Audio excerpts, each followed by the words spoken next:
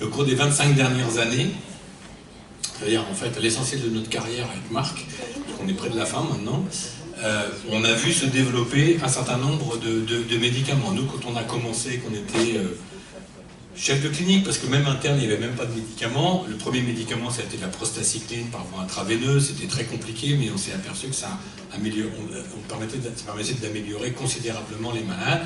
Et puis il y a tout eu un tas d'autres médicaments que vous connaissez, parce que la majorité d'entre vous, vous êtes traités par 1, 2, voire 3 de ces médicaments. Donc il y a de la prostacycline, qui était un traitement par voie intraveineuse, que vous connaissez, la prostacycline par voie sous-cutanée. Puis il y a eu des médicaments par voie orale qui se sont développés, les antagonistes de l'endothéline. Donc on en a 2 en France, les inhibiteurs de la PDE5. On en a 2 en France également, le révationnate circa. Tous ces médicaments, tout ça c'est génériqué parce que ça fait très longtemps qu'ils sont sur le marché. Puis il y en a 2 qui sont un peu plus récents, qui est le riociguat, qui est surtout utilisé dans l'hypertension pulmonaire thromboembolique chronique, mais qui a également la possibilité d'utiliser dans l'HTAP. Et puis le dernier en date dans les médicaments mis sur le marché, c'est le Celexipac, donc l'Optravie. Tous ces médicaments, il faut bien comprendre que... ça ne marche pas. Non, on va passer comme ça, non? Voilà. Bah non, c'est toujours la même chose. Ça ne marche pas non plus. Il y a un problème. Hein? Ça vaut. Je ne vais pas parler du saut. Ah bah voilà. Donc il faut bien comprendre que tous ces médicaments, ça agit sur une fonction qu'on appelle la fonction endothéliale, et cette fonction, qui est une fonction naturelle d'équilibre pour maintenir les vaisseaux, on va dire ouverts, mais suffisamment ouverts, mais pas trop, c'est ce qu'on appelle la fonction endothéliale. Donc l'endothéliale, c'est les cellules qui tapissent l'intérieur des vaisseaux, et ces cellules qui tapissent l'intérieur des vaisseaux, elles sécrètent des molécules, et ces molécules, dans l'HTAP, eh ben, elles ne sont pas sécrétées de façon normale. Il y a trop de molécules qui vont favoriser la contraction des vaisseaux, et il n'y a pas assez de molécules qui vont au contraire leur permettre de se dilater. Et pour faire simple, tout ce qui fait contracter les vaisseaux, ça fait aussi proliférer la paroi des vaisseaux, c'est-à-dire la paroi, hein, ce qui maintient les vaisseaux. Donc, quand ça prolifère, la paroi, elle s'épaissit. Et qu'est-ce qui se passe quand la paroi, elle s'épaissit? Bien, la lumière, c'est-à-dire ce qui laisse passer le sang, ça se rétrécit. D'accord? Et à l'inverse, tout ce qui vasodilate, ça empêche la prolifération des vaisseaux. Donc, depuis 25 ans, on vit avec ça, avec cette balance qui n'est pas normale dans l'HTAP. C'est-à-dire qu'il y a trop d'endothéline qui favorise la prolifération et la vasoconstriction, et pas assez de prostacycline et de monoxyde d'azote qui, au contraire, va permettre de rétablir l'équilibre. Donc, tous ces médicaments-là, ça agit là-dessus. Donc, soit on bloque l'endothéline parce qu'il y en a trop, soit au contraire, on va essayer de favoriser ce qui se passe de l'autre côté, on va donner de la prostacycline, ou bien on va manipuler la voie du monoxyde d'azote pour que ça rétablisse la balance plus normale. D'accord? Donc ça, c'est comme ça, avec ça qu'on vit depuis 25 ans. Et puis on s'en contentait, hein, puis finalement, ça a beaucoup amélioré les choses, hein, ça a beaucoup amélioré les symptômes, les capacités d'exercice, ça a permis aux gens de vivre beaucoup plus longtemps, mais c'était pas suffisant. Et puis surtout, on s'attaquait peut-être pas suffisamment aux mécanismes plus intimes de la maladie. Alors, je vais passer à la suivante. Alors, à l'heure actuelle, il y a encore des essais thérapeutiques, puisque c'est ça, on m'a demandé de parler de ça, des essais thérapeutiques qui essayent de jouer sur ces voies-là, sur des mécanismes un peu similaires. Vous voyez, par exemple, on a une étude dans le recrutement interminé qui est Unisus, qui est un antagoniste de l'endothéline, comme le bosentan, comme l'embrisentan. Le macitentan, il est déjà disponible partout dans le monde, sauf en France. Hein. C'est-à-dire qu'en France, il n'est pas remboursé, mais ça pourrait l'être. Hein. Et donc, le laboratoire qui a lancé cette étude, sur des données expérimentales, ils ont montré que peut-être de donner des plus fortes doses, hein, 7 fois plus que la dose normale, hein, 75 mg, qui la dose normale c'est 10, est-ce qu'on pouvait gagner quelque chose? Donc ça, l'étude elle est terminée, mais on n'a pas encore les résultats, on verra ce que ça donne. Est-ce que c'est un vrai progrès? Peut-être, pas certain, puisque ça reste quand même sur les mêmes mécanismes de traitement de la maladie. Pareil, il y a une autre étude avec le Ralinepag. Ralinepag, ça sonne comme Selexipag, hein, c'est dans la même famille, hein, c'est la même famille que le Selexipag, que l'Uptravi. Là, pareil, cette étude-là, elle est en cours depuis très longtemps. Je crois que le recrutement n'est même pas terminé. Peut-être ça l'est, en tout cas, on n'a pas encore les résultats. Ça avait montré des résultats positifs dans un essai de phase 2. Un essai de phase 2, je vous rappelle, c'est un essai qui cherche à trouver la bonne dose. Et on va regarder ce que ça fait sur les données du cathétérisme. Les essais de phase 3, c'est au contraire des essais à plus large échelle qui cherchent au contraire à montrer qu'on améliore les patients. On n'améliore pas que des chiffres, d'accord ? On améliore aussi les patients, on améliore les symptômes, on améliore le test de marche, on améliore l'évolution de la maladie. Donc ça, c'est en cours.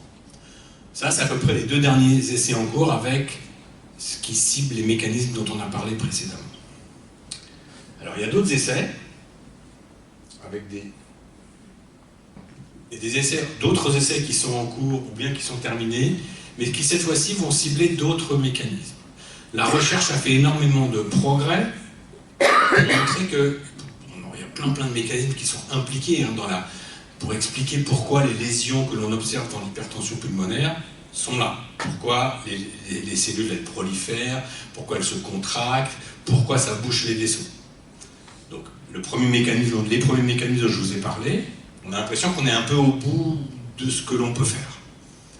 Donc, il y a les chercheurs qui ont essayé de comprendre d'autres mécanismes. Et un des autres mécanismes, c'est ce qu'on appelle la voie du TGF-bêta. Alors ça paraît un peu compliqué comme ça. La voie du TGF-bêta, c'est quoi? C'est la voie qui est dysfonctionnelle, c'est-à-dire qui est anormale chez les patients qui ont des mutations BMPR2. C'est-à-dire que les formes familiales ou héritables d'hypertension artérielle pulmonaire, on sait qu'il y a des anomalies génétiques. Et bien à partir de ces anomalies génétiques, on sait comme ça remonter jusqu'à expliquer les mécanismes. Pourquoi tel gène anormal va entraîner telle lésion? Eh bien c'est ça la voie du TGF-bêta.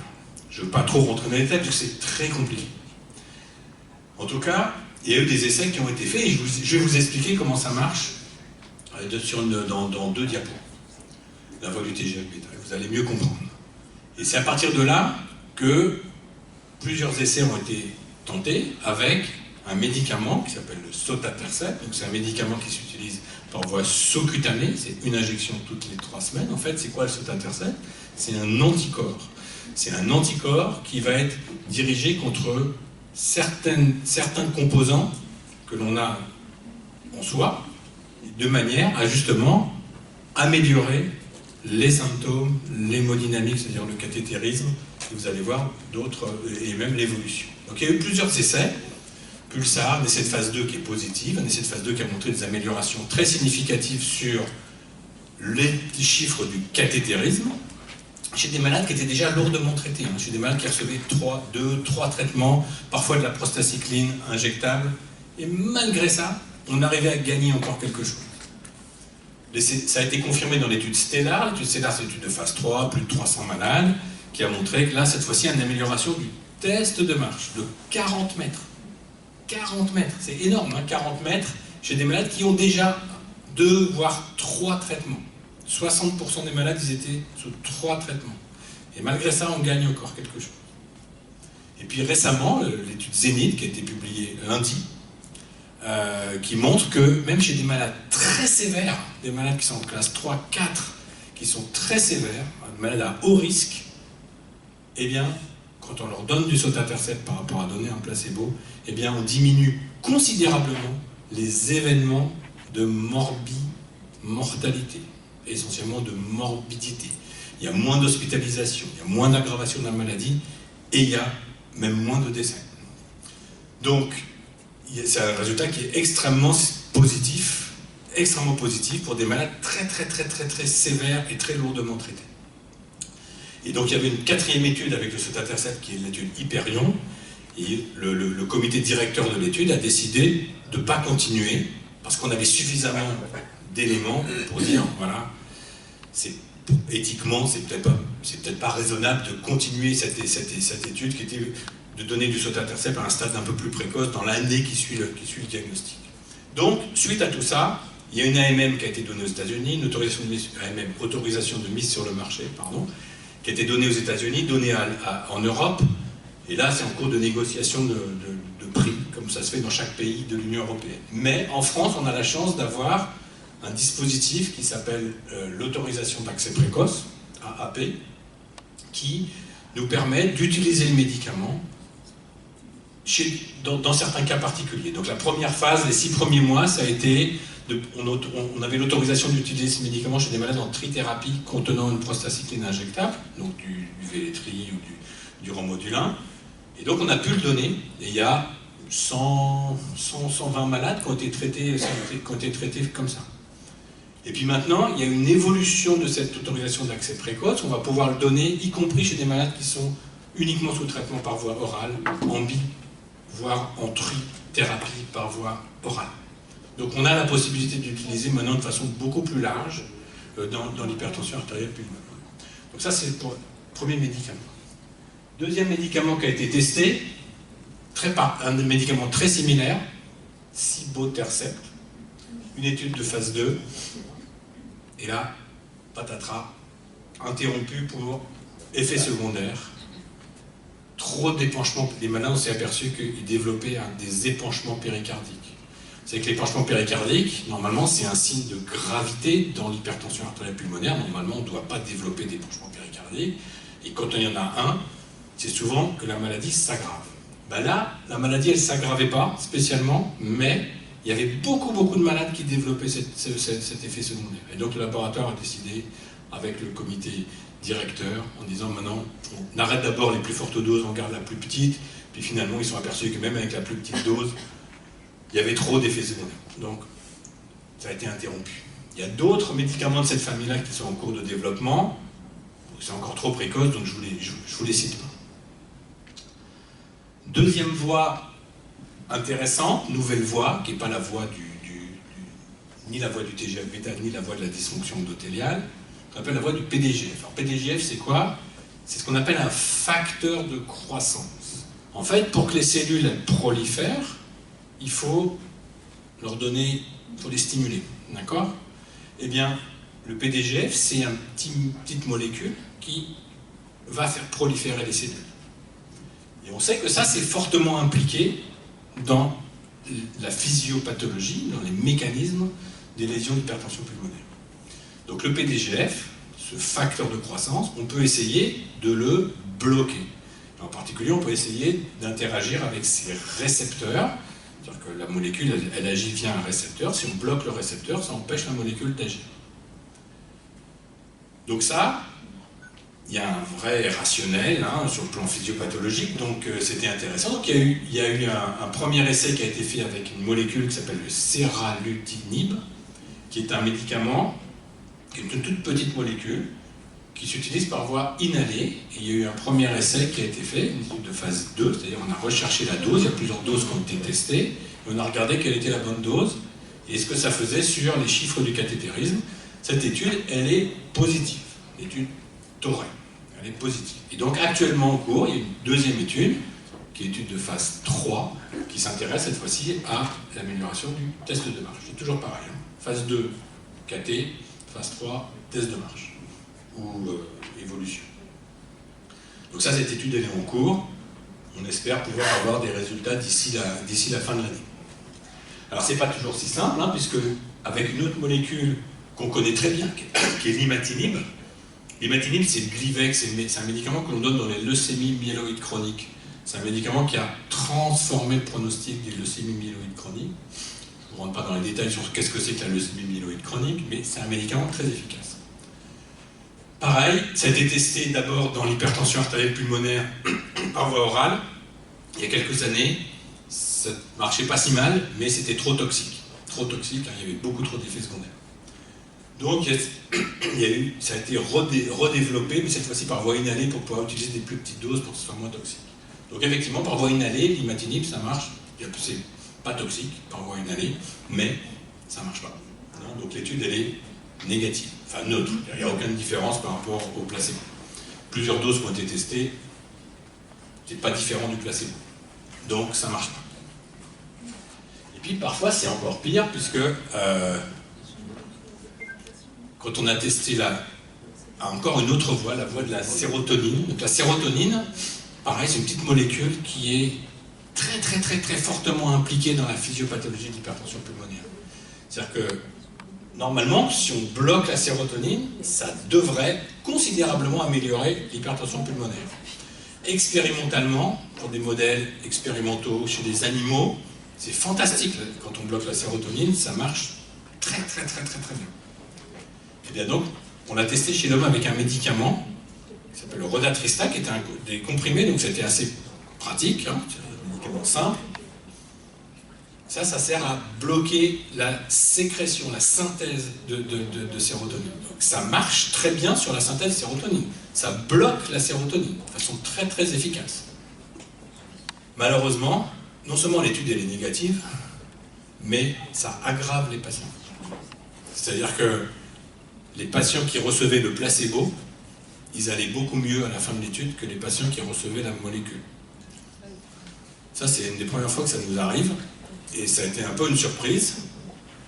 Mais voilà, forcément, ça a mis la fin. Alors, est-ce que c'est la fin de ça? Possible. Donc, vous voyez là où on en est. Ça, c'est les 3 voies de la dysfonction endothéliale. Je ne vais pas rentrer dans les détails.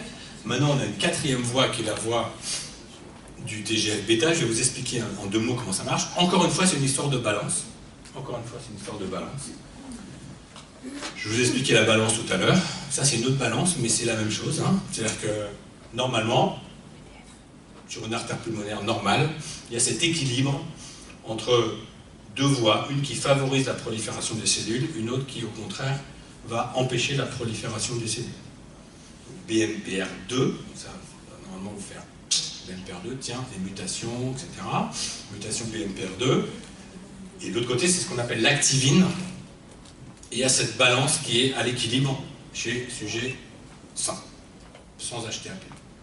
Dans l'HTAP, qu'est-ce qui se passe? Eh bien, cette balance, elle est en déséquilibre en faveur de plus de prolifération des vaisseaux, donc des vaisseaux qui sont plus épais et donc qui vont finir par se boucher. Et donc, vous voyez que, en particulier, l'exemple typique, c'est chez les gens qui ont une mutation BMPR2.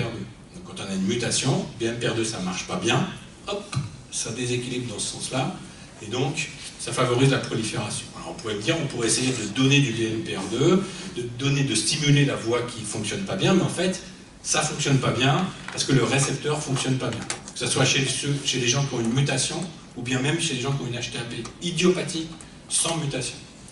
Donc l'idée, là, ça a été, plutôt que de s'intéresser à ce qui se passe à droite, là, c'est de s'intéresser à ce qui se passe de l'autre côté. Pour essayer de rétablir la balance, on va non pas agir sur le BMPR2, qui ne fonctionne pas bien, mais sur l'activine et sur ses récepteurs. Et plutôt que là de bloquer le récepteur à l'activine pour rétablir la balance, on va au contraire empêcher ce qu'on appelle les ligands. Les ligands, c'est ce qui va se fixer au récepteur. Eh bien, on va les attraper, on va les piéger avant qu'ils se fixent au récepteur, de manière à rétablir la balance droite. C'est toujours une histoire de balance. Si vous prenez l'exemple du PDGF dont on a parlé tout à l'heure avec l'imatinib, seralutinib, c'est pas le même mécanisme, mais c'est un peu pareil, c'est-à-dire c'est une histoire de balance, et il faut bloquer les récepteurs qui favorisent la prolifération. Là, cette fois-ci, c'est le même principe. Là, mais par contre, on bloque en amont, c'est-à-dire avant que ça se fixe sur les récepteurs. C'est comme ça que ça fonctionne. Donc à partir de là, ça c'est ma dernière diapo, après on pourra discuter. On a essayé de placer un peu tout ça dans un algorithme. Donc l'algorithme, le dernier algorithme de traitement qu'on nous a proposé, dont on a participé, c'est celui qui était dans les recommandations européennes de 2022, mais en 2022, il n'y avait pas le sotatercept. En 2024, quand on a fait le congrès mondial à Barcelone en juin-juillet, ça s'est terminé le 1er juillet, il a fallu qu'on inclue le sotatercept. Où est-ce qu'on allait le mettre, ce nouveau traitement, à partir du moment où il devenait disponible?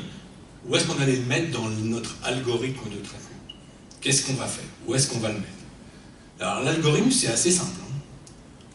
On évalue le risque au départ au moment du diagnostic. Soit les malades sont à risque élevé, c'est-à-dire on pense que la vie est en danger rapidement, Et dans ces cas-là, il faut être très rapidement efficace, très vite. Et en ce cas-là, on fait ce qu'on appelle des trithérapies avec une prostacycline injectable.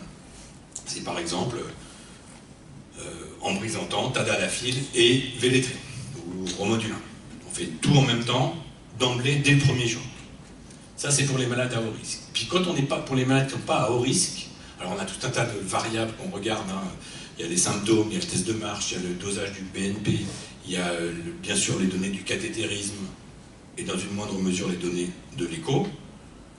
Et à partir de là, on dit tiens, là ça ne va pas, il faut taper fort et donc on va faire une trithérapie. Et puis parfois c'est moins sévère que ça, et on va, dans ces cas-là, pour les malades non à haut risque, donc c'est assez simple, hein, c'est dichotomique, hein, c'est haut risque, non haut risque. À ce moment-là, on fait une bithérapie avec 2 médicaments par voie orale, des médicaments habituels qu'on a vus tout à l'heure. C'est-à-dire un antagoniste de l'endothéline, Ambrizantan ou Bosantan, et un inhibiteur de PDE5, le plus souvent le Tadalafil. Et puis on réévalue au bout de 3-4 mois, on refait un KT, etc., et on voit.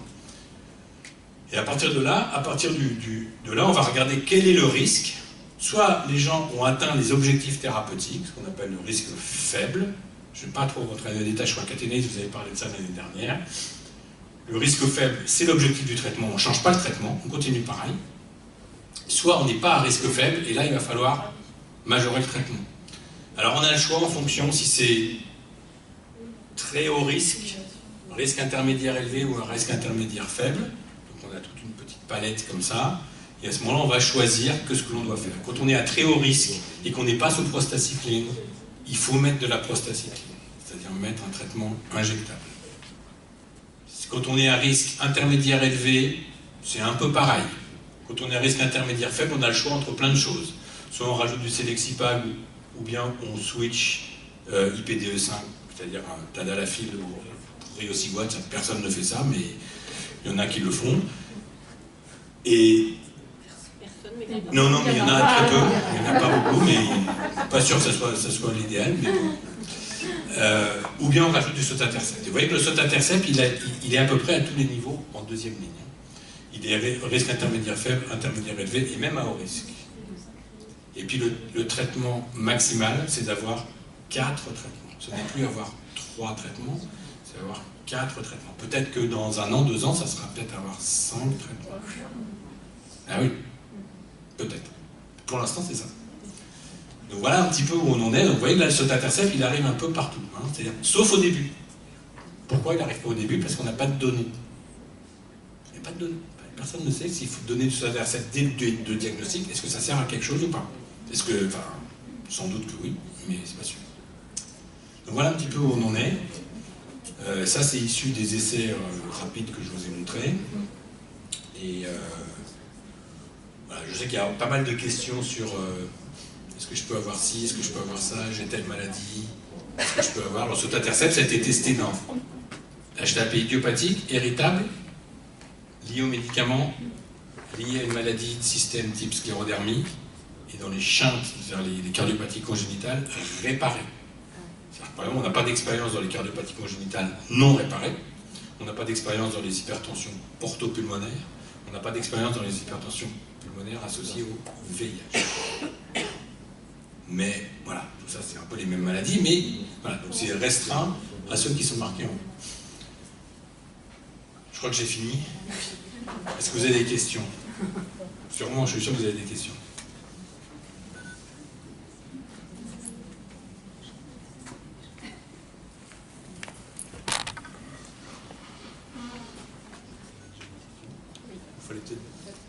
Bonjour à tous.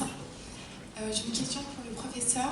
Je suis atteinte d'une HTAP véno-occlusive et je voulais savoir s'il y avait des essais de sotatercept pour cette... Très bonne question. Pour ce type d'HTAP. Alors la maladie véno-occlusive, c'est une maladie où il n'y a malheureusement pas ou peu de traitements. Enfin, on considère que les traitements sont utilisés avec extrême précaution car il y a des risques d'aggravation de la maladie. Alors ça, c'est vrai avec les vasodilatateurs, hein, c'est-à-dire les traitements qui ciblent la dysfonction endothéliale. Pour l'instant, il n'y a pas d'expérience avec le sotatercept là-dedans. On aimerait bien se faire une expérience avec le sotatercept. Donc il y a peut-être un projet qui est en cours de discussion avec des collègues américains et David Montagny et donc dans le service pour essayer de faire un essai avec le sotatercept dans la maladie véno-occlusive. Mais pour l'instant, il n'y a pas de données, je crois pas. Un cas. Voilà, Marc. Dans le papier Pulsar. Vous donnez la parole à Marc. Non, merci. C'était pas prévu, hein, mais il y a une patiente qui avait une maladie véno-occlusive avec une mutation qui s'appelle EIF2AK4. Et c'était par hasard dans l'essai Pulsar où ces malades-là n'étaient normalement pas autorisés. Mais vu qu'on faisait une analyse génétique systématique, on s'est rendu compte après que cette patiente avait effectivement la mutation et n'avait pas le diagnostic évident de maladie véno-occlusive. Et finalement, on avait tous les résultats chez cette patiente et elle s'est améliorée. Donc ça nous pousse, donc comme l'a dit Olivier Silbon, David Montagny et un collègue aux États-Unis qui s'appelle Bob France, qui travaille à la Mayo Clinic, ils vont essayer de faire une étude en ouvert. Mais voilà où on en est, mais c'est rare, hein, vous le savez mieux que moi. Et voilà, il y a quand même de l'espoir, il faut voir si on peut le faire ou pas, et dans quel contexte de sécurité pour vous et pour les gens qui vous traitent. Voilà, merci. Étude en ovaire, juste pour préciser, c'est pas de placebo. C'est une étude où on donne le médicament avant, après. Est-ce qu'il y a des questions?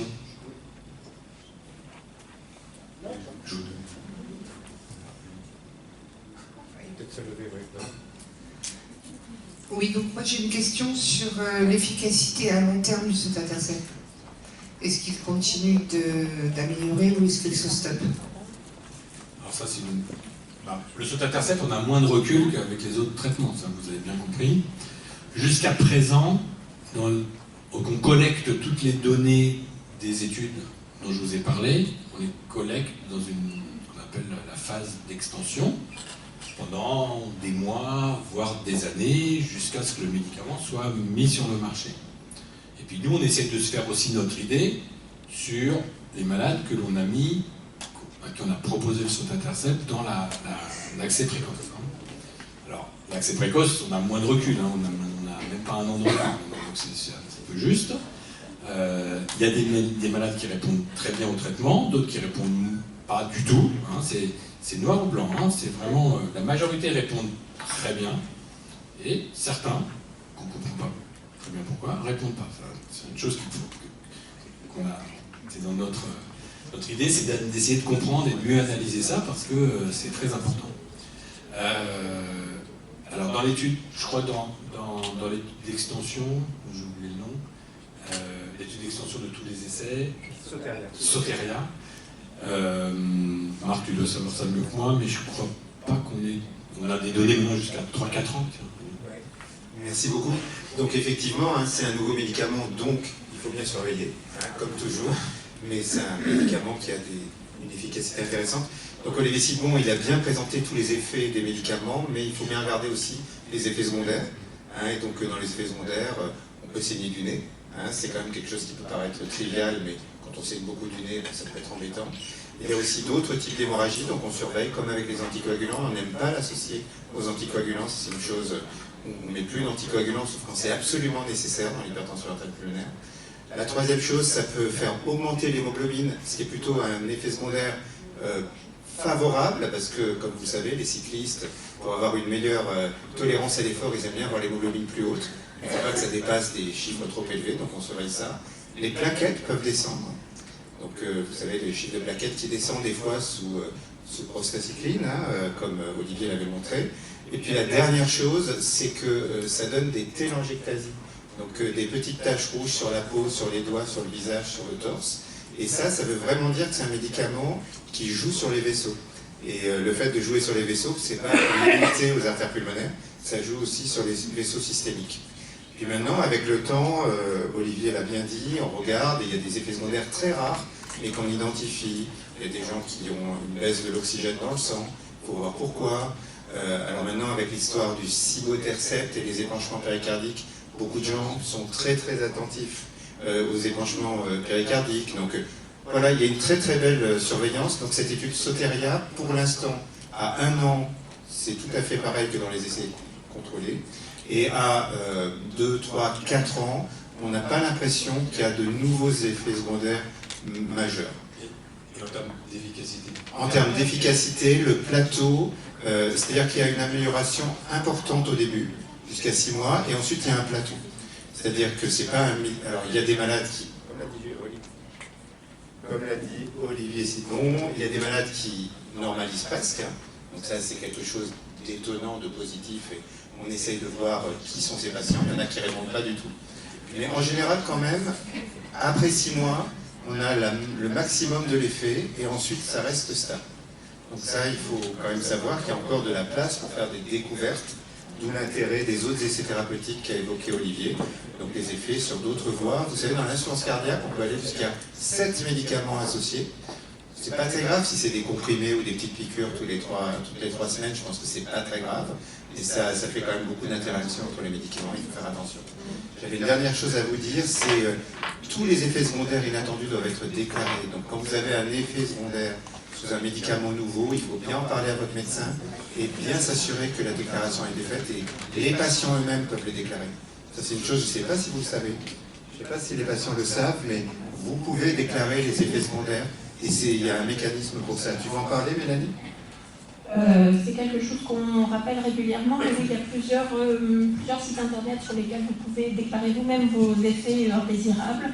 Je pense qu'il y a il devrait y avoir un site qui s'appelle effetindésirable.fr, quelque chose comme ça. Ça se trouve assez facilement, et puis si vous ne le trouvez pas, vous me le demandez, et puis on remettra ça. Il faut passer aussi par le médecin, l'association, Ouais. etc. Enfin, ça fonctionne. L'idéal, je pense, c'est quand même quand c'est le médecin ou le pharmacien qui a fait la déclaration, parce qu'il y aura tous les éléments techniques, mais si ça n'a pas été fait ou vous n'êtes pas sûr, et ben c'est aussi bien de le déclarer vous-même. Ouais, même les effets secondaires attendus, parce que ça me permet de voir le pourcentage. Voilà, donc dans les études d'extension, ce qu'a évoqué Olivier, c'est-à-dire quand on a 6 mois, 1 an dans une étude, ensuite on suit les patients au long cours, et ça c'est vraiment important pour voir les effets secondaires rares qui peuvent arriver. Donc juste une chose, hein, les labos sont dans la salle, hein, mais clairement, c'est pas ça le commentaire. Ils sont partout.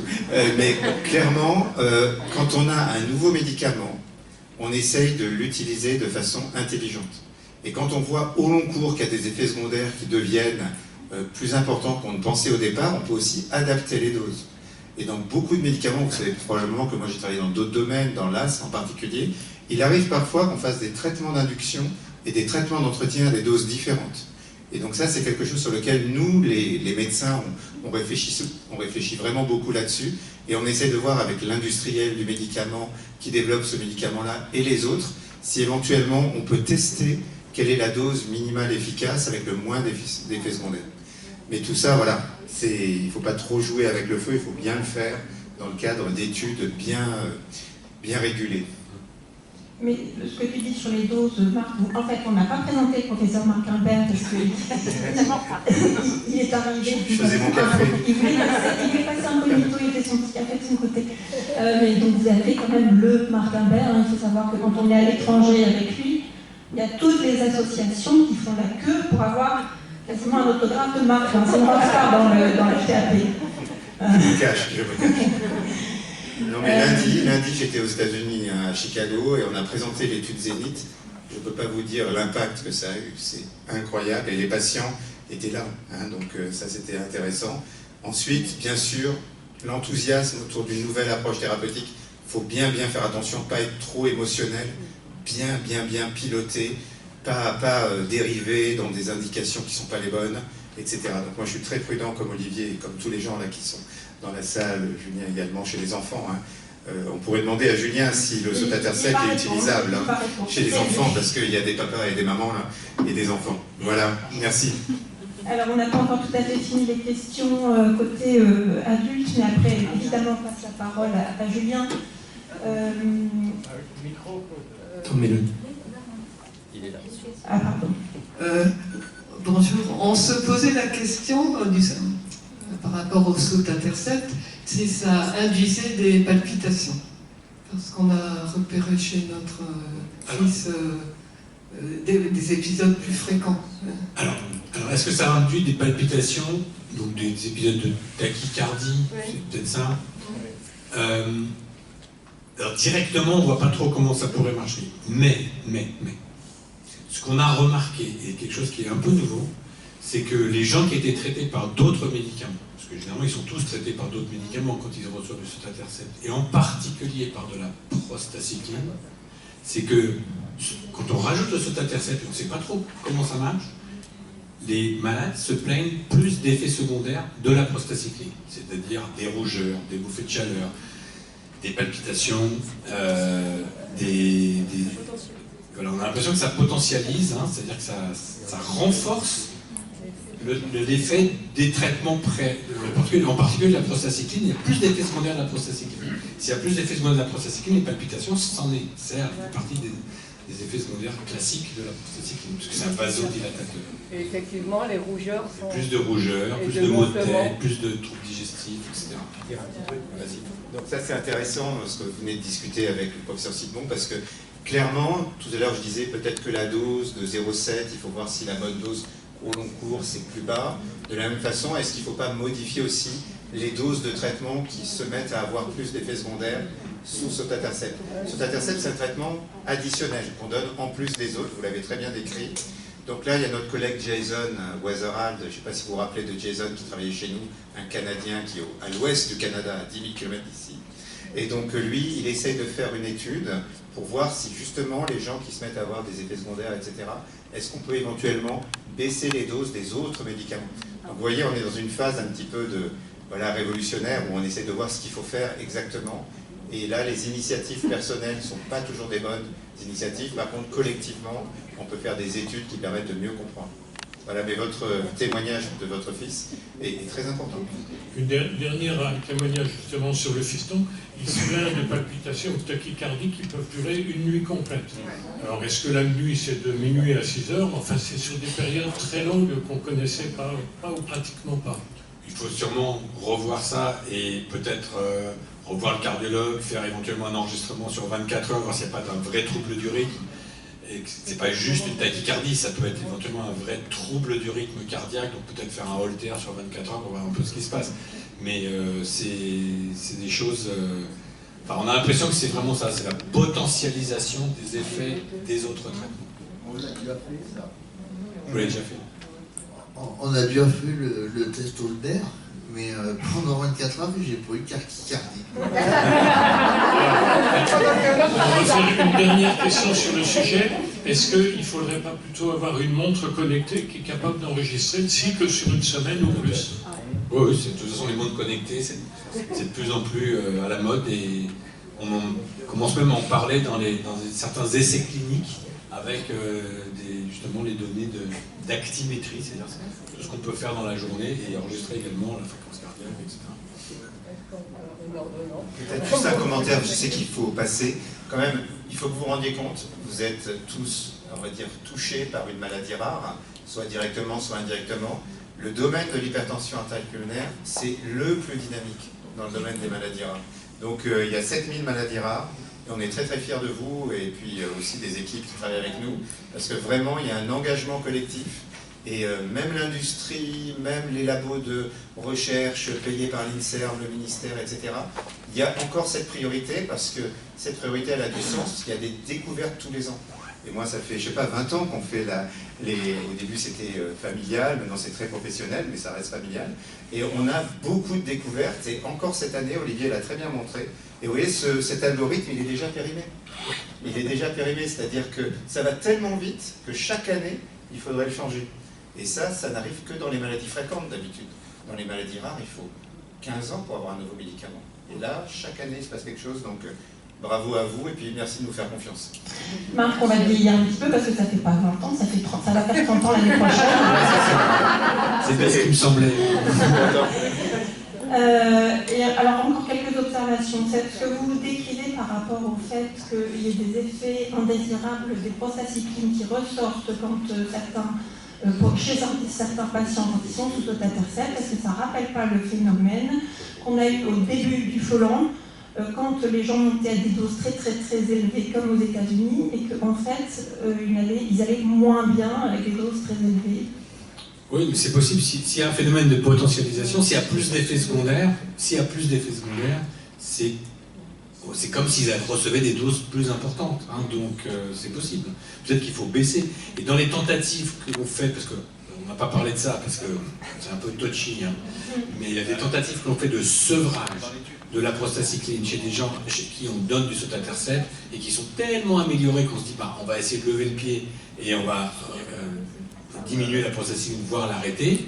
Effectivement, on a parfois ces phénomènes-là et ce qui fait que c'est pas trop difficile de diminuer les doses de prostacycline. Mais effectivement, c'est quelque chose qu'on a rencontré très fréquemment. Donc du coup, c'est plus dans les clous parce que c'est plus dans le cadre d'un essai. C'est vrai que dans les essais thérapeutiques, ça n'a pas été très visible, ça. C'est-à-dire que dans les essais thérapeutiques, normalement, c'est génial, hein, les essais thérapeutiques, parce qu'il y a un groupe placebo et puis un groupe contrôle sous traitement actif. Et d'habitude, ce genre d'effets secondaires, on doit les identifier. Et on les appelle. Ce qui veut dire que quand on a... C'est tout le problème des études que j'ai appelées tout à l'heure en ouvert, où il n'y a qu'un seul bras. Quand il n'y a qu'un seul bras, il y a tout le problème de l'effet placebo qui peut être non identifié, mais je pense vraiment là qu'il y a quelque chose quand même. Il y a quelque chose, il faut qu'on travaille. Et c'est pour ça que les études de vraie vie, c'est-à-dire l'utilisation dans la vie courante, c'est très important à rapporter. C'est pas nul. C'est pas parce que c'est de la vraie vie que c'est nul, parce que les grands scientifiques disent ah oui, mais il n'y a que les essais en double aveugle, il n'y a que ça de vrai. En fait, les études de vraie vie, ça apporte des choses en plus, et en particulier sur la safety, c'est-à-dire sur les effets secondaires. On en est bien persuadé. Voilà, mais c'est super. Et si on est vraiment des partenaires de confiance, quand vous êtes dans un centre de référence, de compétences constitutifs, il faut bien dire, hein, vous n'oubliez pas de mettre mes données dans le registre. Hein, parce que le registre de l'hypertension pulmonaire, le fameux registre dans lequel il y a toutes les données, et qui, le maître du registre, il est là, et bien, si on n'a pas les données de vie réelle, on n'a pas d'information. Et souvent, les gens ne parlent que des problèmes ou des cas extraordinairement positifs. Donc, ce qui est entre deux, on l'a pas. Et vraiment, le registre, hein, je félicite d'ailleurs, parce qu'au début, François Bonneau, hein, puis maintenant, c'est Olivier Sidbon qui s'est occupé du registre depuis très longtemps, là, vraiment plus de 30 ans. Vraiment plus de 30 ans. Non. 30 ans. Je confirme 30 ans. Et donc, voilà, les registres, c'est important. C'est pas de l'espionnage, c'est des données scientifiques en vie réelle. Et si on n'a pas tout le monde dans les registres, on a juste une partie de l'histoire. On essaye de voir qui sont ces patients. J'ai encore une question sur le sotatercept. Étant donné que le sotatercept est autorisé pour les personnes sous trithérapie orale maintenant, quels sont exactement les critères d'inclusion à ce traitement pour ces personnes? Quand est-ce que vous décidez d'inclure les patients? Est-ce qu'un patient stable peut y prétendre? Ça, c'est une bonne question. Alors, la AP2, c'est-à-dire l'autorisation d'accès précoce, deuxième phase, ça reste les malades en trithérapie injectable, pas que, et donc également les malades même en bithérapie ou en trithérapie orale, avec une mention un peu, on en fait un peu ce qu'on veut, qui ne sont pas éligibles à un traitement par une prostacycline injectable. Bon, on en fait ce qu'on veut. Donc ça nous permet en tout cas de pouvoir l'utiliser. Alors dans quel cas on l'utilise? On l'utilise quand les objectifs thérapeutiques ne sont pas atteints, hein, quand on n'est pas vert là, à gauche là. Donc ça c'est sûr que c'est le vrai positionnement il est là, hein, c'est un malade qui est en bi ou en trithérapie orale. Peut-être avant d'aller sur une prostacycline injectable, la vraie place du sotatercept, elle est vraiment là. Après, il n'y a pas vraiment de critères d'inclusion. Hein. C'est malade en phase 2 ou 3, déjà traité. C'est très ouvert. 90% des malades. Hein. Donc c'est très ouvert. Alors, la vraie question, c'est un malade qui va très bien, est-ce qu'il faut lui donner? Moi, je ne suis pas tout à fait certain. Parce que, encore une fois, on a un problème de recul sur exposer un malade à des effets, alors à un bénéfice, peut-être, mais surtout, et aussi à des effets secondaires, alors qu'il n'y en a pas forcément besoin, il faut quand même être prudent. On s'est encore posé la question il n'y a pas longtemps, je crois que c'était le staff mardi, là, sur est-ce qu'il fallait donner, pas donner. On a dit non, parce qu'il n'y a pas vraiment l'indication. Après, il y a des malades sous trithérapie injectable, on se pose la question du sevrage, mais ça, c'est encore autre chose. Ça. Encore autre chose. Il y a des personnes aussi chez qui ça ne marche pas du tout. Et des malades chez qui ça ne marche pas du tout. Et ça, on ne sait pas encore, alors on espère pouvoir trouver en analysant bien les données de ces patients. On a la biobanque Actibio que Laurent Saval, que je vois là-bas, a monté, et qui est un outil assez potentiellement fantastique pour nous aider à mieux comprendre ça. Et on va essayer de rechercher s'il n'y a pas des biomarqueurs, donc c'est un travail d'Athénaïs et de Laurent, qui ils vont essayer de rechercher est-ce qu'il n'y a pas dans le sang des marqueurs qui pourront dire tiens, lui il répond bien, lui ou elle il répond pas bien. Donc ça va être un sujet très intéressant. Je ne sais pas si on va trouver quelque chose, mais on espère, on compte sur vous. Excusez-moi, vous venez de dire les malades qui vont bien. Qu'est-ce que vous entendez par un malade qui va bien? Parce que quand on est malade, on ne va pas bien. C'est qu'on a quelque chose qui va pas. C'est quoi le risque faible? C'est ça le savoir. Alors faible risque, c'est quoi? Ce qu'on considère comme étant l'objectif du traitement. Effectivement, l'objectif ultime, c'est de guérir. À partir du moment où on n'a pas, pour l'instant, les moyens de guérir, il faut essayer de trouver le meilleur compromis possible pour dire, voilà, on a atteint nos objectifs, le malade il va pas si mal, et c'est aussi, ça impacte sur le pronostic, c'est-à-dire que on sait que quand on maintient un risque faible, finalement, il ne se passe pas grand-chose dans l'évolution. Donc ça, c'est un point aussi important.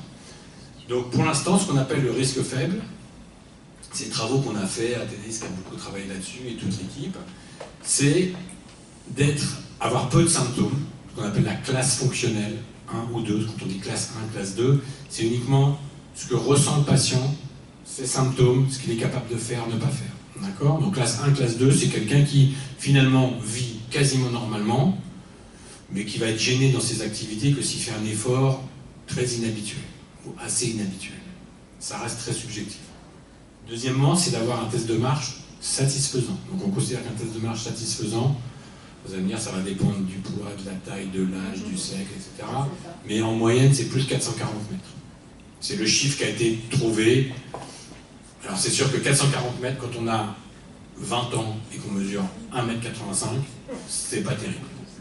Que quand on a 75 ans et qu'on mesure 1m50, c'est déjà pas mal. Oui, non mais je prends des extrêmes exprès. Mais en moyenne, c'est pas si mal. Et puis troisièmement, c'est d'avoir un biomarqueur cardiaque, qu'on appelle le BNP ou le NT-proBNP, qui est un marqueur d'insuffisance cardiaque, qui est un reflet indirect du fonctionnement cardiaque. Quand il est dans les limites de la normale, eh bien ça, c'est quelque chose qui, pour nous, est extrêmement important. Donc quand on a ces trois choses-là, on considère que le risque est faible. Et généralement, le KT, il est bon, l'écho, elle est bonne, quand on est dans cette situation-là. Et donc, ça suffit. Donc l'idée, c'est de rester comme ça. C'est ça qu'on appelle... Alors, peut-être qu'un jour, on dira, oui, mais quand même, le KT, c'est pas encore parfait, donc on peut encore mieux faire en a rajouté encore un médicament. Mais pour ça, il faut l'étudier, il faut cette situation-là. Pour l'instant, on n'y est pas. On va passer du coup au cardiopédiatre, parce qu'on n'a pas beaucoup parlé des enfants.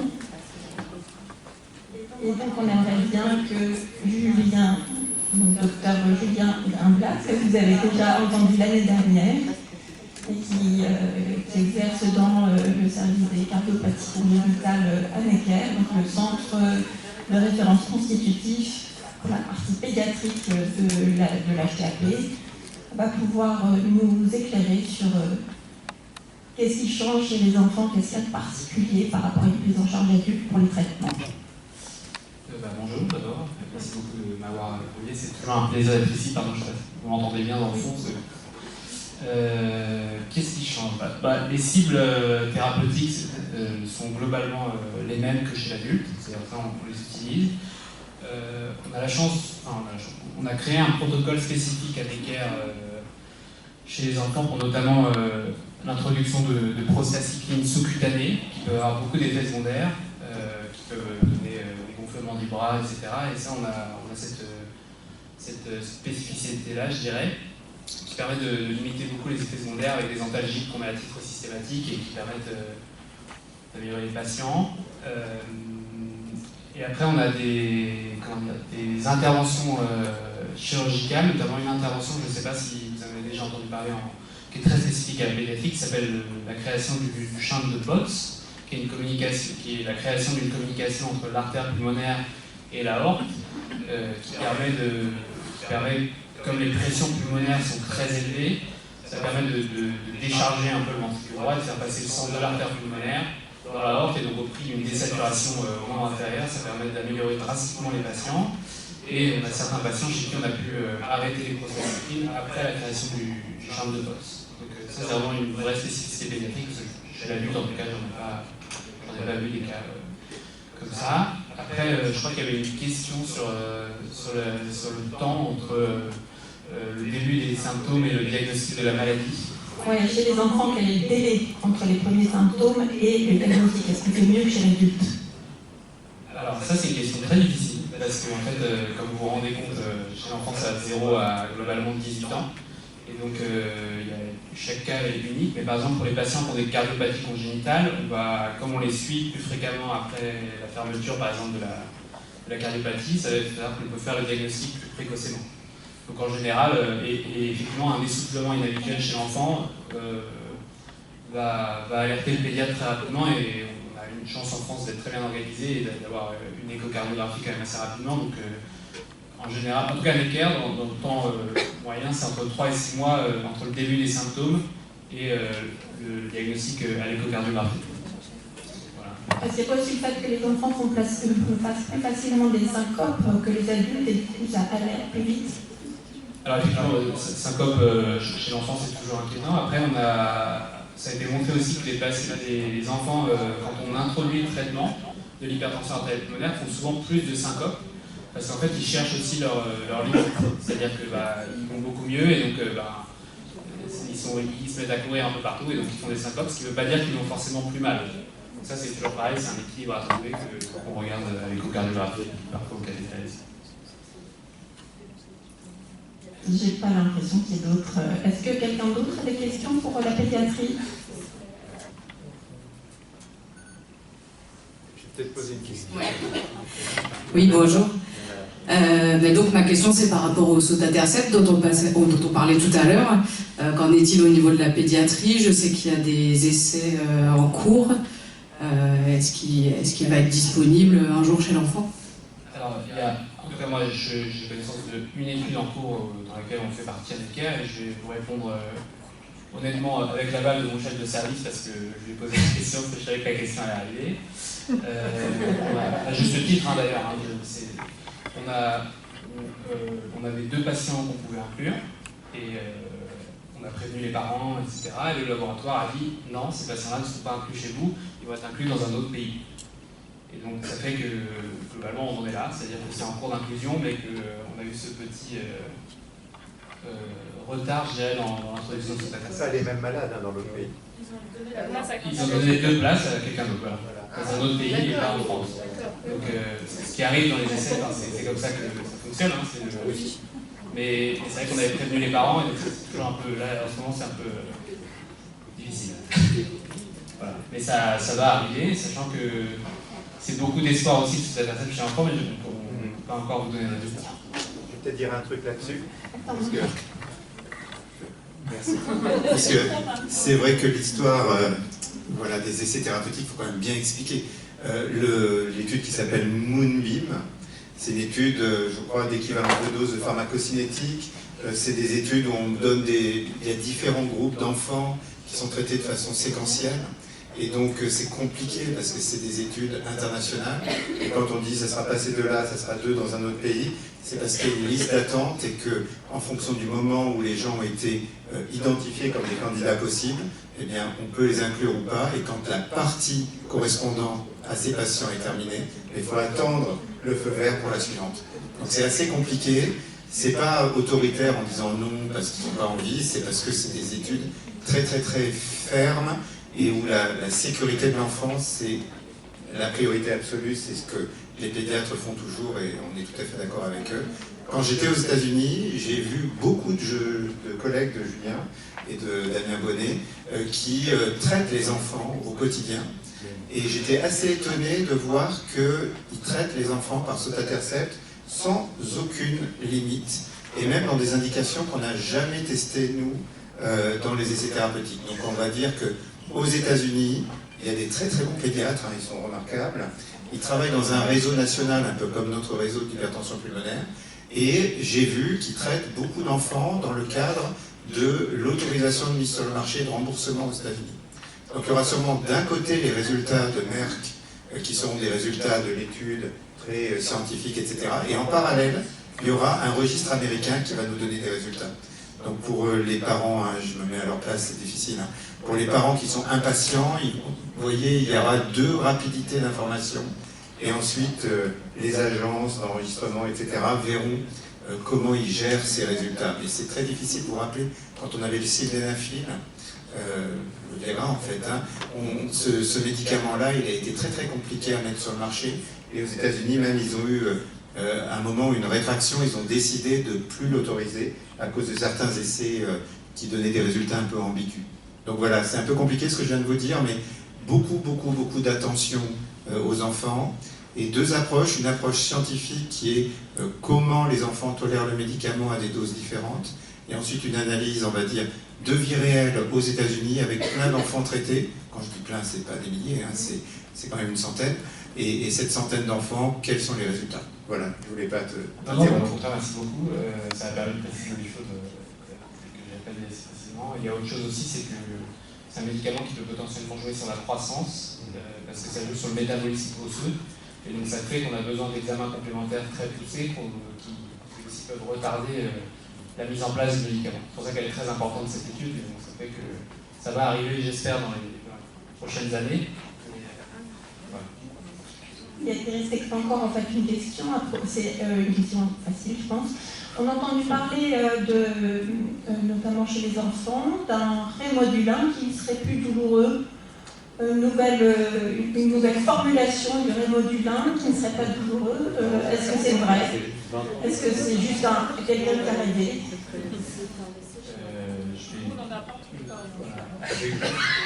J'ai établi des évancies qui nous aident énormément, qui est notre attaché de recherche clinique qui suit les patients avec nous dans la commune et qui leur répond, je pense. Oui, bonjour. Effectivement, on a une étude à l'heure actuelle à Necker sur du Rémodulin qui a des effets secondaires moins importants.